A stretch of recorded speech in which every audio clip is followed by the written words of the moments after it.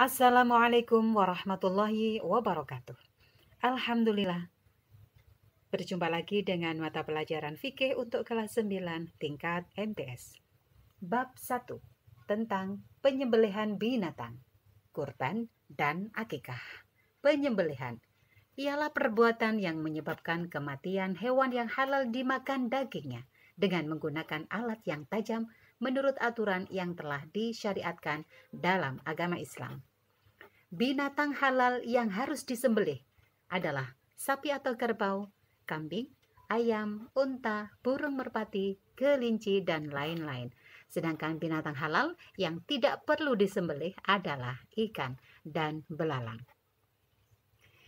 Binatang yang tidak disembelih dengan atas nama Allah disebut bangkai, dan ini berhukum najis dan tidak boleh dimakan, kecuali bangkai, ikan, dan belalang. Tata cara penyembelihan. Pertama, menyiapkan hewan yang akan disembelih.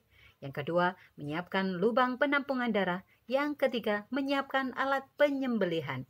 Dan ini harus tajam agar tidak menyakiti hewan tersebut. Yang keempat, leher hewan yang akan disembelih diletakkan di atas lubang yang sudah disediakan. Kelima, kaki hewan dipegang kuat-kuat atau diikat dan hendaknya diarahkan untuk menghadap kiblat. Keenam, mengucapkan basmalah, lalu menyembelih pada pangkal leher sehingga dapat memutuskan jalan makan, minum, nafas, serta urat nadi kanan dan kiri. Ketujuh, biarkan hewan sampai benar-benar mati, kemudian baru dikuliti. Syarat orang yang menyembelih binatang. Yang pertama, Islam. 2. Menyebut nama Allah. 3. Berakal. 4. Sudah mumayyiz. Mumayyiz artinya orang yang dapat membedakan yang benar dan yang salah. Beralih pada pembahasan kurban, yang artinya mendekatkan diri, dari kata-kata qaruba yang gerobu, kurban atau kurbanan. Adapun pelaksanaan kurban adalah pertama pada hari raya Idul Adha, yaitu tanggal 10 Dzulhijjah. Yang kedua, pada 3 hari tasyrik, yaitu tanggal 11, 12, dan 13 Dzulhijjah. Jadi, pada bulan Dzulhijjah ada 4 hari pelaksanaan penyembelihan hewan kurban, yaitu tanggal 10, 11, 12, dan 13 Dzulhijjah.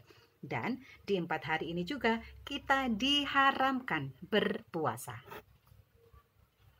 Selanjutnya, hewan yang dapat dijadikan kurban adalah pertama, tidak boleh cacat, kedua, mencapai usia.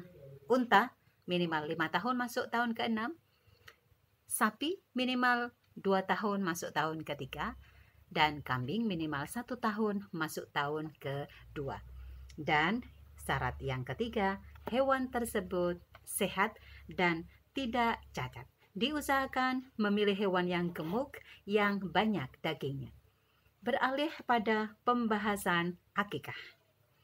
Akikah adalah menyembelih kambing pada hari ke-7 dari kelahiran anak, atau pada hari ke-7, 14, atau 21 bagi orang tua yang sudah mampu. Dengan ketentuan untuk anak laki-laki menyembelih 2 kambing dan anak perempuan 1 kambing. Hukum akikah adalah sunnah muakkad, yaitu sunnah yang sangat dikokohkan atau dianjurkan, sehingga bagi yang belum mampu boleh untuk tidak berakikah terlebih dahulu. Pelaksanaan akikah adalah pada hari ke-7 bersamaan dengan pemotongan rambut dan pemberian nama yang baik bagi anaknya mereka. Dan hendaknya daging akikah diberikan kepada fakir miskin setelah dimasak. Dan inilah bedanya pembagian daging akikah dengan daging kurban. Kalau daging akikah itu harus dibagikan dalam keadaan sudah matang dagingnya, sedangkan pembagian daging kurban itu dibagikan dalam keadaan masih mentah. Selanjutnya, bolehkah daging akikah dimakan oleh orang yang berakikah? Boleh, asalkan tidak banyak. Perbedaan kurban dan akikah. Akikah itu untuk per orang, dengan ketentuan laki-laki 2 ekor kambing dan perempuan 1 ekor kambing. Sebagaimana zakat fitrah dengan ketentuan per orang. Sedangkan untuk kurban itu per keluarga atau satu keluarga atau juga boleh per orang, tergantung dengan kemampuannya. Jadi boleh berkurban satu kambing khusus untuk satu orang atau untuk satu keluarga, termasuk orang tua yang sudah meninggal. Boleh juga berkurban satu ekor kambing, satu ekor sapi untuk 7 orang ataupun lebih dari 7 orang untuk satu keluarga. Yang penting sesuai kemampuan. Sebagaimana Nabi sudah mencontohkan, beliau pernah berkurban 2 kambing. Satu kambing beliau namakan atas nama beliau sendiri dan keluarganya, yaitu 11 orang istri dan 7 anaknya, baik yang hidup maupun yang sudah meninggal. Kemudian yang satu ekor kambing lagi beliau namakan atas nama beliau sendiri dan seluruh umatnya. Maka sepantasnya lah kita semua mengucapkan terima kasih kepada Nabi Muhammad dan semoga kita semua mendapatkan syafaatnya di akhirat. Allahumma amin. Selanjutnya, bolehkah pembagian daging kurban itu dimakan untuk dirinya sendiri? Jawabannya adalah boleh.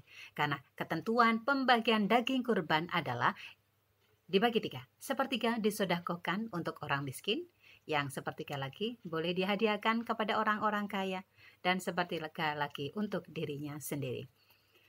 Dan ini juga sunnah memakan daging kurban.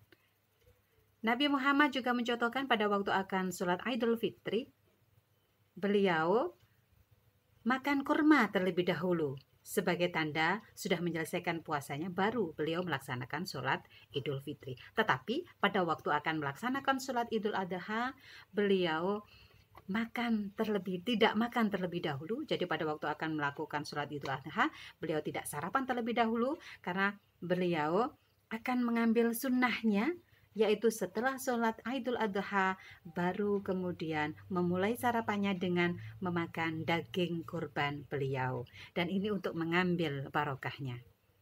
Wallahu a'lam bishawab.